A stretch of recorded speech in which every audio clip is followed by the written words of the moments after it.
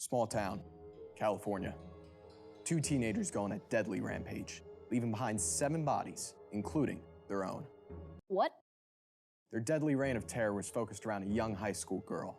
They slaughtered her friends in cold blood while dressed in an unassuming disguise. Wait a minute. Are you talking about Scream? Of course I'm talking about Scream. That's what you want me to talk about, isn't it? Yeah, but you're forgetting all the important parts. I mean, Scream literally brought the slasher genre back from the dead. You gotta do it justice. Well, if you have such an issue with how I'm talking about it, why don't you do it?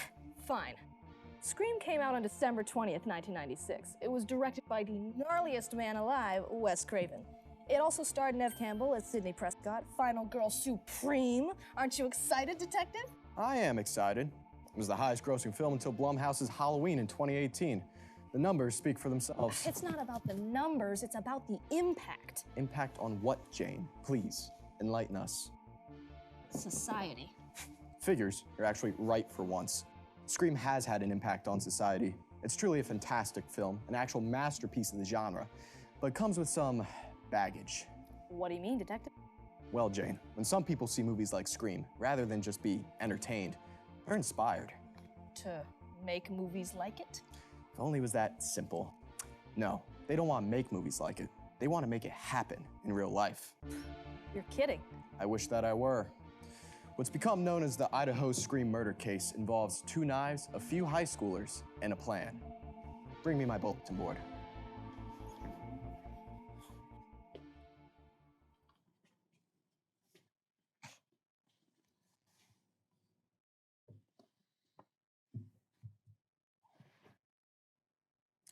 On the night of September 24th, 2006, a happy family of 5 returned home to a grisly scene. The body of their 16-year-old relative, Cassie Jo Stoddard, lying dead in their living room. Cassie had agreed to stay at her aunt and uncle's home for the weekend while they were away on trip. She was supposed to look after the house and the pets. But on 6 p.m. on Friday, Cassie invites her boyfriend, Matt Beckham, and their 2 friends, Brian Draper and Tori Adamsick, over to watch a movie. It was the boyfriend. No, Jane, just... It wasn't the boyfriend. It was one of the friends. If you would let me explain... I'm just trying to guess. I'm aware. But these are not characters in a movie. These are real people, Jane. Yeah, sorry, of course. Go on. As I was saying, Cassie invites her boyfriend, Matt Beckham, and their 2 friends, Brian Draper and Tori Adamsick, over to her aunt and uncle's home. There, she gives them a complete tour of the house, including the basement. Scary things always happen in the basement. Afterwards, they sit down to watch Kill Bill Volume 2 in this same living room where Cassie would be found dead just 48 hours later. At about 8 p.m., Draper and Adamsick depart to go see a movie at the local theater, leaving Cassie and her boyfriend alone. Just 15 minutes later, the power goes out.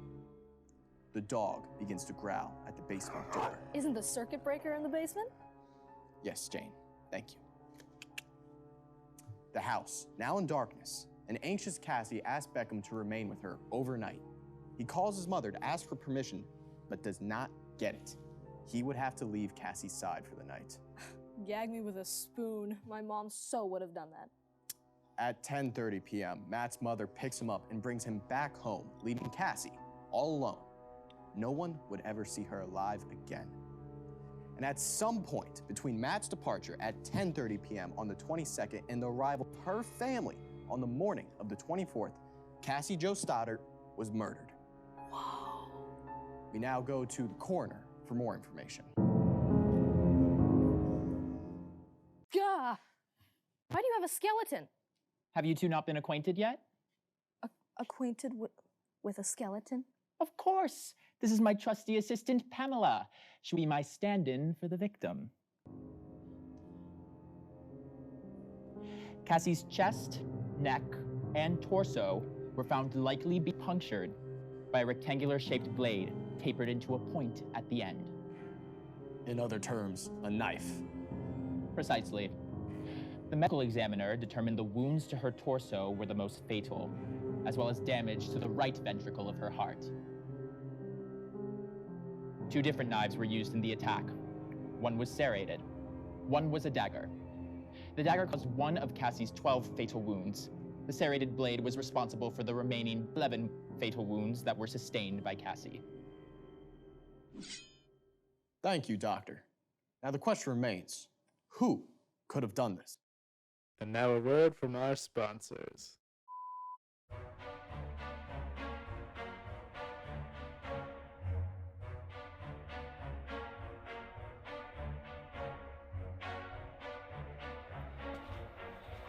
Trick-or-treating. It's a big to-do.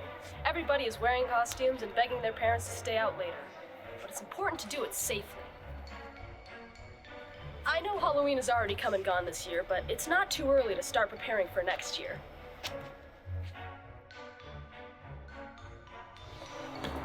Safety's always in season. Always come out with a group of people. Your friends, your family, anyone you trust. When you knock on the door, stay at a respectable distance. You don't want to fall victim to any grabbers. And do not, I repeat, do not go inside if an unfriendly figure invites you in. Move on to the next house. Hello? Oh, I agree. Safety's always in season. I know it's a bit outdated, but always check your candy. While it's unlikely that you'll find a razor blade, you may stumble across other dangerous items. Always check and never accept anything that's potentially been tampered with. If you follow these simple steps, you're on track for a successful Halloween. Happy trick-or-treating! See you out there!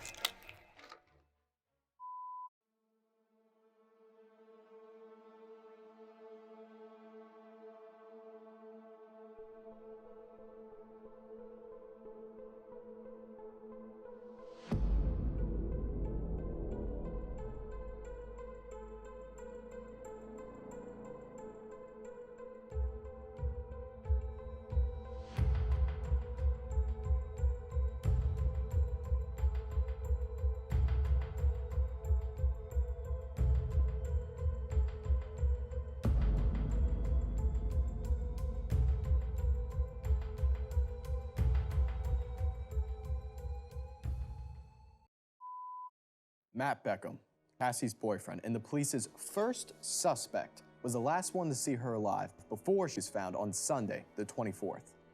Beckham left Cassie alone the night she was last seen alive. However, he was stricken from the police's suspect list because he had a strong alibi and was willing to work with them. One of the things Beckham shared with the police is the presence of his friends, Brian Draper and Tori Adamsick, at the house earlier the same night. With Beckham's help, the police were able to bring the boys in for their first interrogation on Monday, September 25th, 2006, one day after Cassie's body was found. Over the following 5 days, Draper and Adamsick were interviewed 4 separate times by police. On the first interrogation, both Adamsick and Draper firmly denied all allegations of their involvement in Cassie's death. Jane, do you mind reading this for me? Adamsick claimed that he and Draper arrived at Cassie's aunt and uncle's house at around 8:30 p.m. He said that he and Draper thought Cassie was having some sort of party, but when they arrived, no one except she and her boyfriend were there. The two of them then left for the movies and returned to Adamsick's house for the night. There's already some inconsistencies with Adamsick's timeline. Jane, do continue. The police pressed the boys for details about the film they claimed to have seen after leaving Cassie's house, but neither Draper nor Adamsick could remember any basic plot details. After further questioning, Adamsick and Draper admitted to being present for the murder. Both accused the other of being the primary perpetrator. Adamsick admitted to stabbing Cassie, but claimed it was under Draper's command. By the time the 4 interviews were complete, both boys had admitted to playing a part in Cassie's murder. The police had their killers. That's crazy. The interrogations ended with Draper leading the police to the spot he and Adamsick had hidden the evidence, Idaho's Black Rock Canyon. Coroner. There, the police found items of much import. Among them were the 2 knives used to stab Cassie Stoddart over 30 times. There was also another dagger, a folding knife, red and white Halloween masks, black cloaks, latex gloves, a burned note, and a camera with a videotape inside. A videotape? Correct. Let's have a look at that, why don't we? Jane? On it. This clip was one of many shown at the trial which depicted the boys outlining their plan. Earlier in the night, when Cassie showed the boys around the house, they cracked a door open in the basement. After the boys supposedly left the premises around 8, they actually snuck back in through the cracked basement door wearing masks and cloaks. This is where they caused the power outage. Their unfamiliar presence made the dog growl. After they heard Beckham leave, the boys supposedly struck. Nicely done, Jane. Now the question still remains. Why did they do this? And what does it have to do with Scream? Psychologist. Finally, the stuff that's actually important. I thought you forgot about me. In the tapes shown in the trial, Draper can be heard saying, quote, "We're gonna be just like Scream, but in real life," end quote.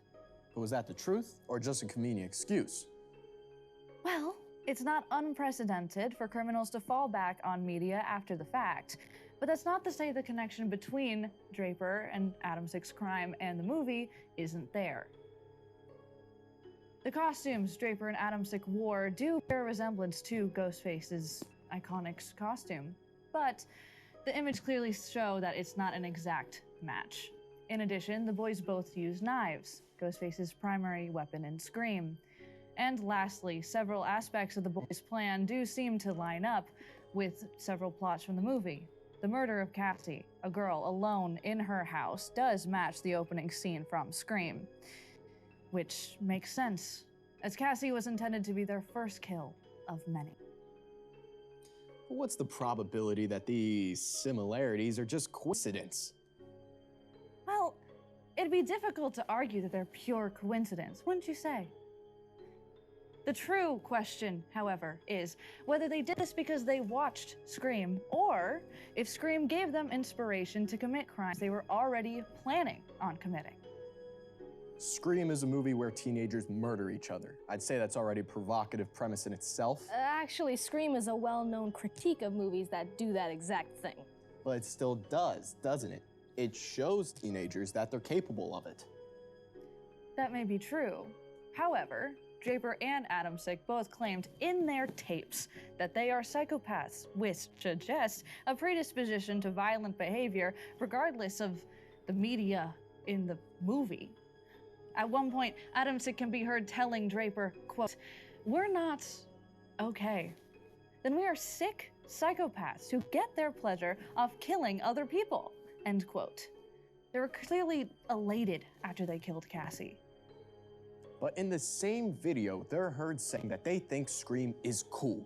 They want to be like Scream because they thought it'd bring them the same fame and recognition as Ted Bundy or Jeffrey Dahmer. How many people think Scream is cool and haven't killed anybody? The boys committed this crime entirely of their own volition. Watching Scream did not make them murder a teenage girl in cold blood. I agree, but that doesn't mean it didn't plant the seed. Well, as Billy himself said in Scream, quote, "Movies don't make psychos. Movies make psychos more creative," end quote. Oh, so we're just gonna quote movies to prove our point now. Why should we even listen to anything you have to say? I am literally a psychologist. And may I remind you, an unlicensed one at that. Hey, I graduated. All right, let's cool our jets here. I think we got enough. Enough? We've barely scratched the surface. Well, we'll have plenty of time to inquire for the the question of whether media has an influence on crime. Once we get through all these bad boys, huh? Get a little more funding for the department? You used inquire wrong, but suppose you're right. We could really use some money. I need more hydrochloric acid. For research purposes. Today on Criminal Acts, we discuss the murder of Cassie Jo Stoddard, also known as the Idaho Scream Murder. Next time, we get a little more into Halloween spirit. This is Jane, signing off. Thanks for watching. Criminal Acts? That's the final title we're going with? Did we agree on this? How do we even know we're gonna do another one of these? Because we're trying to keep this place afloat. Work with me here. Wait a minute. Jane, was that you in that commercial? No,